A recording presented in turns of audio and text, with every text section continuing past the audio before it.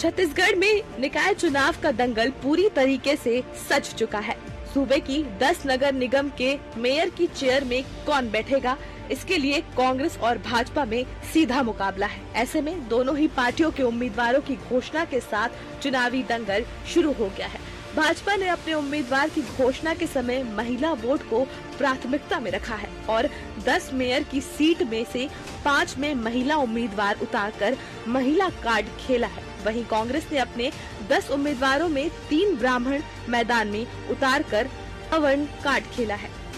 दोनों ही पार्टियों के द्वारा घोषित किए गए उम्मीदवार इस प्रकार हैं। रायपुर मीना चौबे, दीप्ति प्रमोद दुबे। दुर्ग अलका वाघमार, प्रेमलता पोषण साहू। राजनांदगांव मधुसूदन यादव, निखिल द्विवेदी। धमतरी जगदीश रामू रोहरा, विजय गोलछा। जगदलपुर संजय पांडे, मलकीत सिंह गेंदू। रायगढ़ जयवर्धन चौहान, जानकी काटजू। कोरबा संजू देवी राजपूत, उषा तिवारी।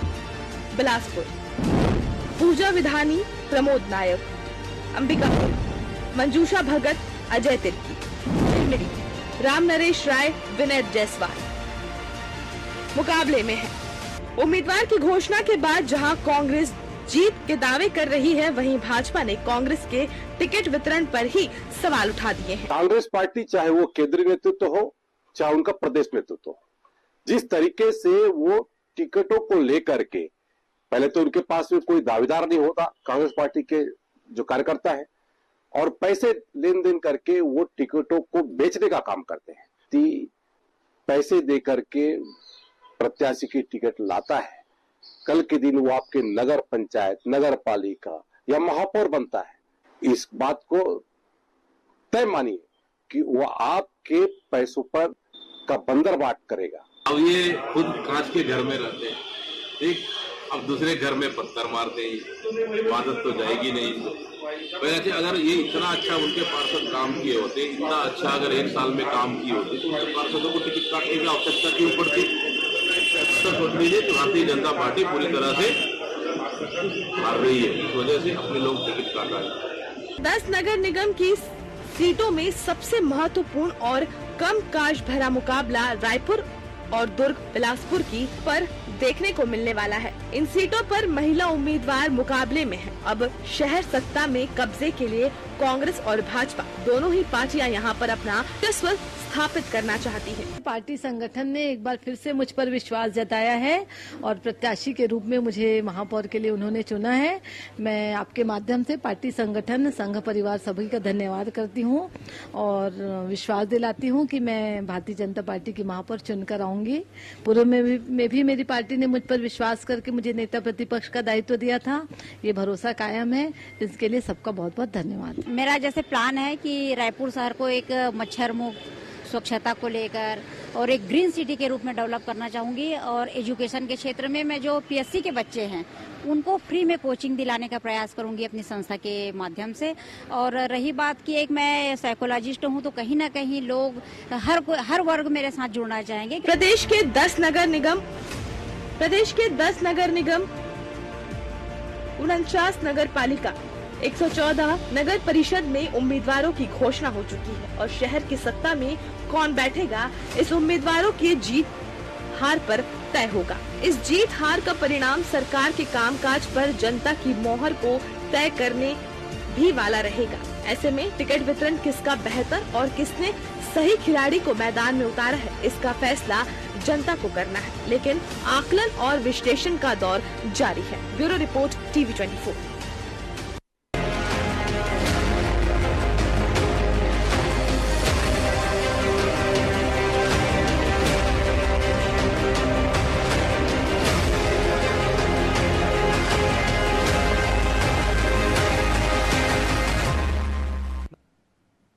नमस्कार, मैं मोहन तिवारी। आज के मुद्दे में आपका स्वागत है और आज का मुद्दा हमारा आधारित है उस शहर संग्राम पर जिसके महारथी मैदान में उतर चुके हैं। जी हाँ, निकाय चुनाव का आगाज होने के बाद अब ये साफ हो गया है कि किसके सामने कौन है, किस तरीके का मुकाबला होगा और इसलिए हम आकलन करने के लिए बैठे हुए हैं कि शहर संग्राम में जीत किसकी होगी।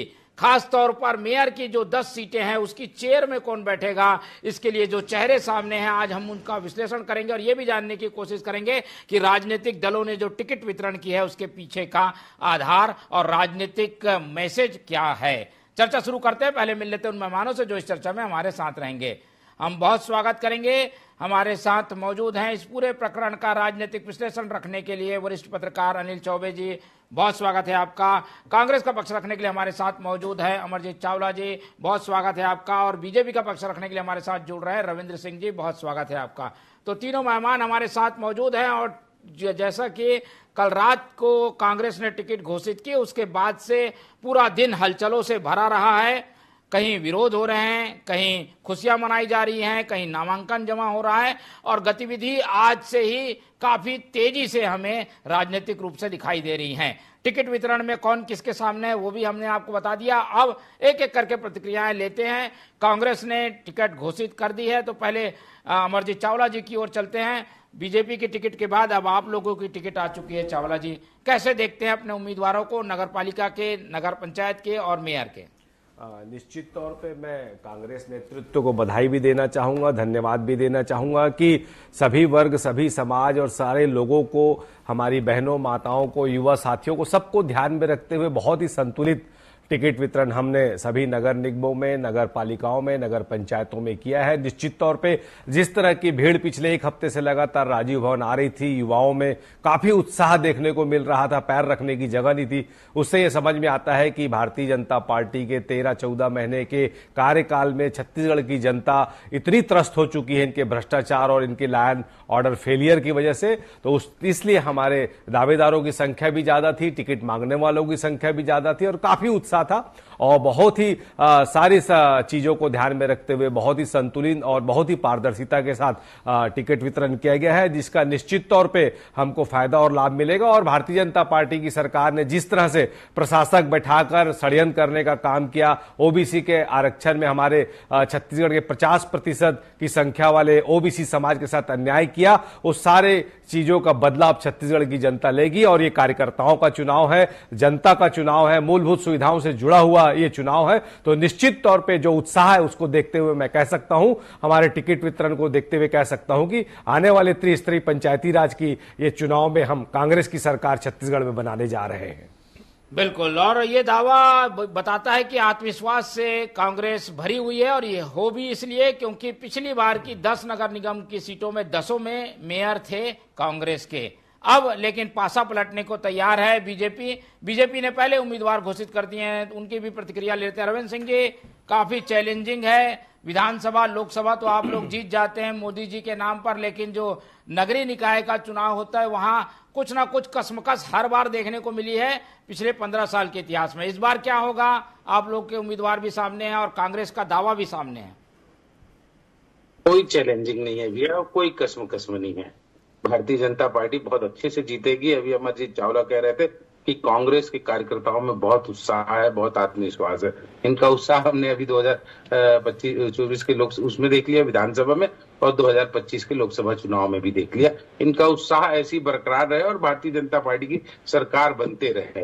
ये उत्साह इन कुर्सी उर्सी फेंकने में ज्यादा करते हैं, आपस के लड़ने भारतीय जनता पार्टी नहीं करती है। आप निश्चित मान के चले, मैं कह रहा हूं अभी जितना भी कांग्रेस की सीट होगा वो 30% में सिमट जाएगी, उससे ज्यादा नहीं लाएंगे। जितना भी होगा ना, चाहे नगर पालिका परिषद हो, चाहे नगर पंचायत हो, चाहे नगर निगम हो। सबसे बड़ी बात है, फिर अभी बैठे बैठे झूठ बोल रहे थे, मुझे तकलीफ होता है जब ये झूठ बोलते हैं कि ओबीसी का आरक्षण कम कर दिए। अरे ओबीसी का क्या आरक्षण कम कर दिए भैया? 50% सुप्रीम कोर्ट ने कहा है, उसी तहत हम दिए हैं। उसमें कमी क्या है? आपने 72% जो विधानसभा से पास किया था ना, फर्जी और आप षड्यंत्र करके दिए थे, उसका बहुत लंबी आयु नहीं थी भैया, इसीलिए सुप्रीम कोर्ट ने खत्म कर दिया। मैं कहता हूं डिबेट में बैठे तो कम से कम फैक्ट से बैठे, और सुप्रीम कोर्ट का आदेश है एससी और एसटी के बाद जो बचेगा ओबीसी का है, हमने उस नियम का पालन किया।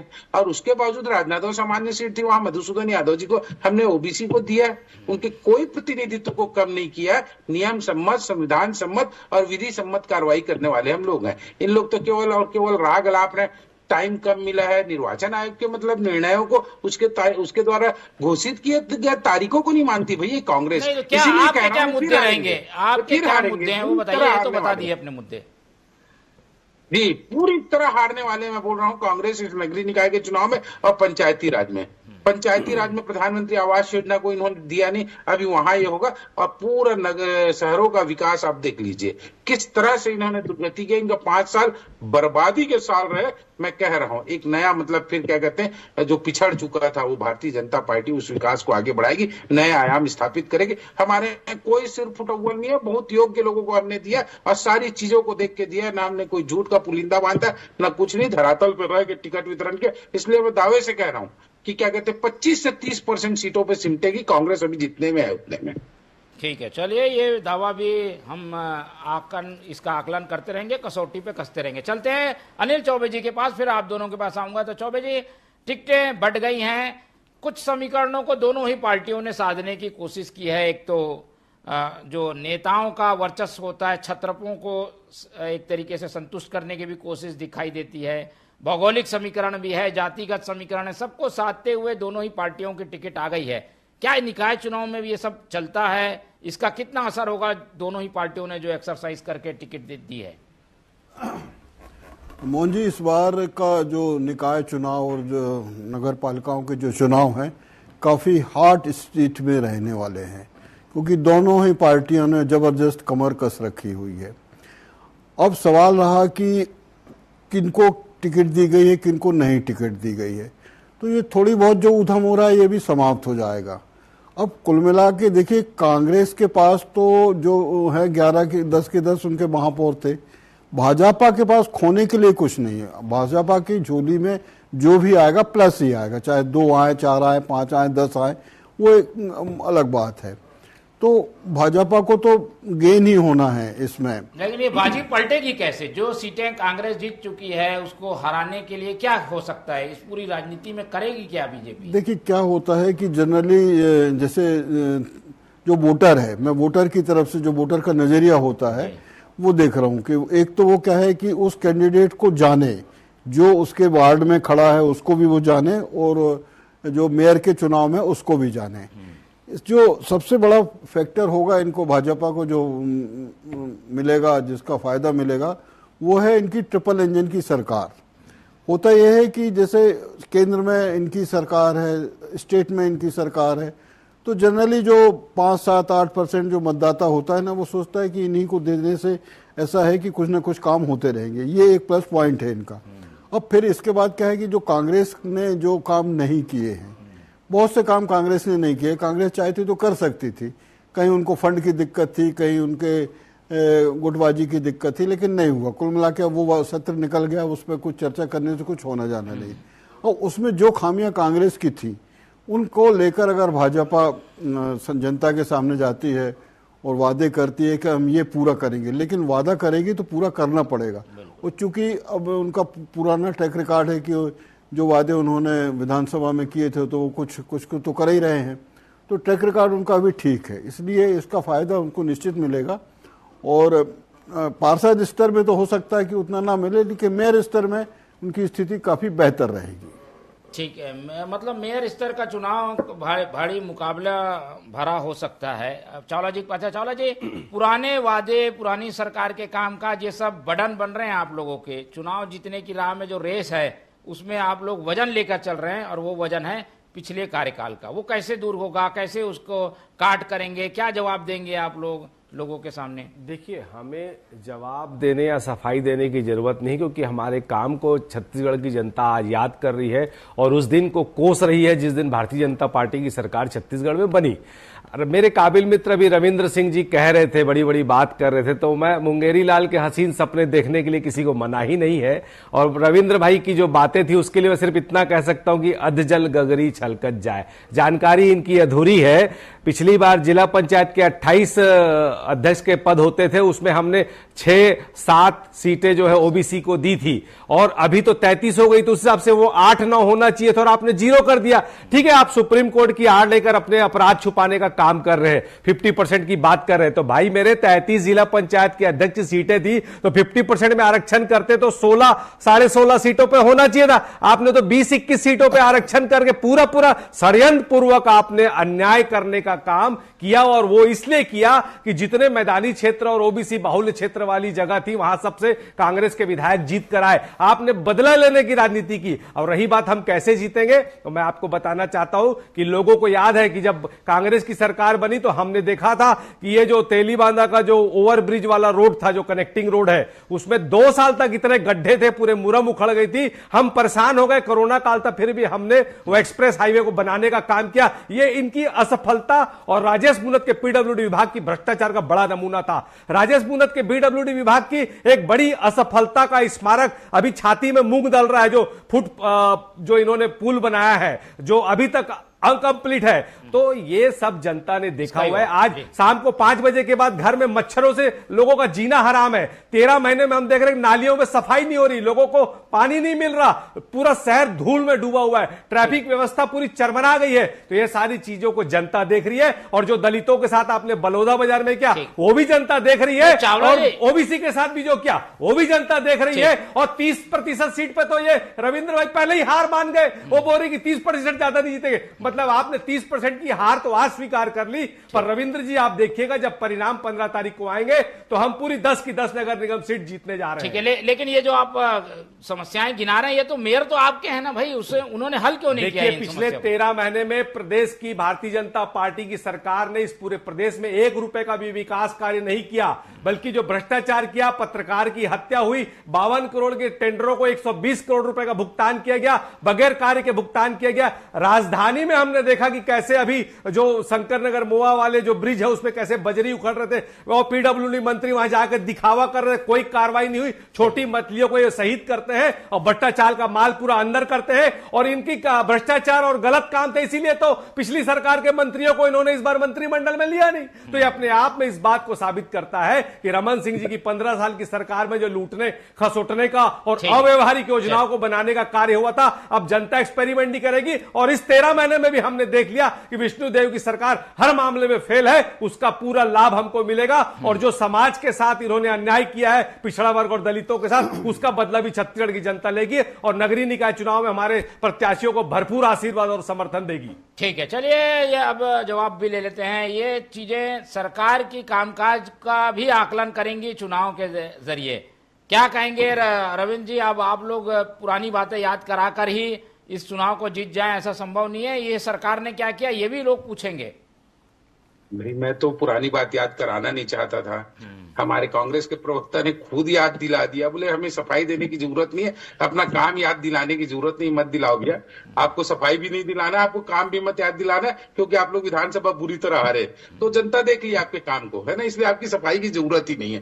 अद्भुत झूठ बोलते हो जी आप लोग बैठ के टीवी डिबेट में, कांग्रेस के मेरे मित्र लोग। कम से कम झूठ बोलना बंद करो। 33 जिला में आप बोल रहे हो ना, 16 पैसा जिला किसने बनाया? कांग्रेस ने बनाया। 16 तो अनुसूचित जनजाति के लोग रहेंगे, उसमें ना सामान्य जा सकता, ना ओबीसी जा सकता, ना एससी भी जा सकता। अब रही बात 14.2% जो एससी का था, उसका 4 सीट आया है, 16 4 20, उसको तो हम नहीं बदल सकते ना। ये तो आपने किया था 16 पैसा कानून को, और हमको बोलते हो। और उसके बाद बोलते सुप्रीम कोर्ट का आड़ नहीं लिया जा सकता। सुप्रीम कोर्ट के निर्णयों को ना सर आंखों पे रखा जाता है। कांग्रेस के लोग थोड़ी मानते हैं सुप्रीम कोर्ट को, और संविधान की किताब लेके घूमते हो। इसको हम बदल लेंगे क्या?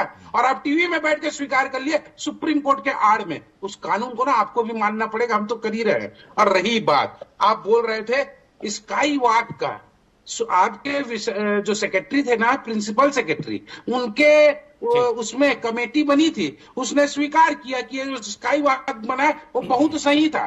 भूपेश बघेल ने बदले की भावना से आके 5 साल बनने नहीं दिया, उसकी लागत दुगनी हो गई। और आपकी सरकार में आपके नुमाइंदों ने, उस कमेटी ने स्वीकार किया कि स्काई वॉक सही। कम से कम बोल रहा हो तो सोच तो लो। आपकी सरकार के आपके नौकरशाह ने दिया उस कमेटी का रिपोर्ट, पॉजिटिव दिया है, और बैठ के यहाँ बोल रहे हैं तो पूरा झूठ बोलते हैं अमरजीत जी। कम से कम मत बोलिए, अपनी जो इज्जत है ना, कांग्रेस जो अस्तित्व को डुबा रही है उसको बचाइए। यही झूठ बोल बोल के ना आप कांग्रेस को। एक बात और दूसरी, अब मैंने 30% क्या कहा, आज जो स्थिति है ना, कांग्रेस 30% में आएगी, इसका मतलब आपने स्वीकार कर लिया कि भाजपा 70% जीतेगी।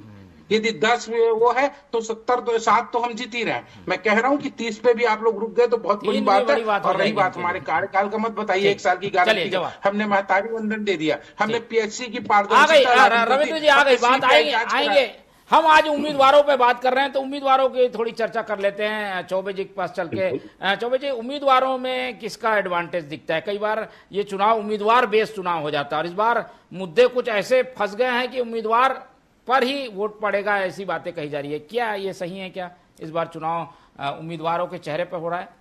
देखिए, उम्मीदवार का चेहरा तो सबसे प्रमुख है, क्योंकि ये छोटा चुनाव है। जैसे पार्षद का सभी जानते हैं, पूरे वार्ड के लोग एक दूसरे को जानते हैं।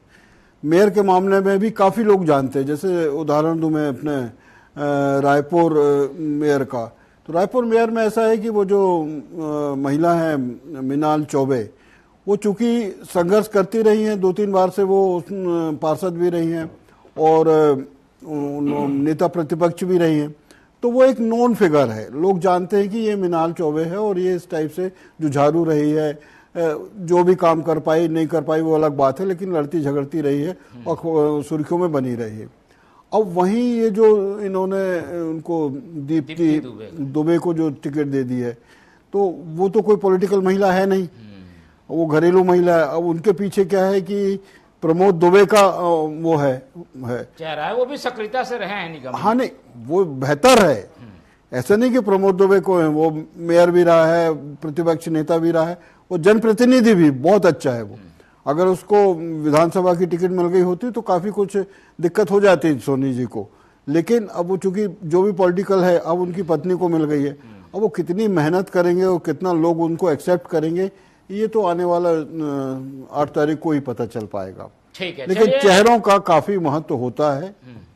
ये ठीक है, चेहरों का काफी महत्व होता है, और इसलिए चेहरे जो चुने गए हैं उनको क्रिटिसाइज भी किया जा रहा है। बीजेपी तो टिकट बेचने के आरोप पर अपना बयान भी आज जारी कर चुकी है, हम भी उसको सुना दें। चावला जी, इस तरीके के आरोपों के कारण कांग्रेस को डेंट लग रहा है, कैसे इस डैमेज को कंट्रोल करेंगे आप? देखिए, ऐसा है कि हम लोग ना झूठी बातों पे, अफवाहों पे बात करना ही पसंद नहीं करते। अभी देखिए, जैसे इनके सुकमा में पूर्व जिला भाजपा के अध्यक्ष ने इस्तीफा दे दिया सैकड़ों साथियों के साथ। रतनपुर में इनके कन्हैया यादव ने सैकड़ों साथियों के साथ इस्तीफा दे दिया। तो मैं इनकी तरह हल्की बात नहीं करूंगा, खरीदी फरीदी, अरे चलता होते रहता राजनीति में। ये लोग घबराए हुए हैं और उसकी परिणाम शुरू से चल रहा है। पहले इन्होंने नियत समय में चुनाव नहीं कराए, उसके बाद नगर पालिका नगर निगम में इन्होंने प्रशासक बैठा दिए, 4-4 बार परिपत्र बदले। कभी बोले हम मतपत्र से कराएंगे, कभी बोले हम ईवीएम से कराएंगे। अब ईवीएम से करा रहे हैं पर उसमें वीवीपैट नहीं है। उसके बाद इन्होंने अपनी पसंद के अधिकारी बैठा दिए, थोक में ट्रांसफर उद्योग किए, जिला पंचायत के सीईओ इन्होंने पूरे अपनी पसंद के बना दिए।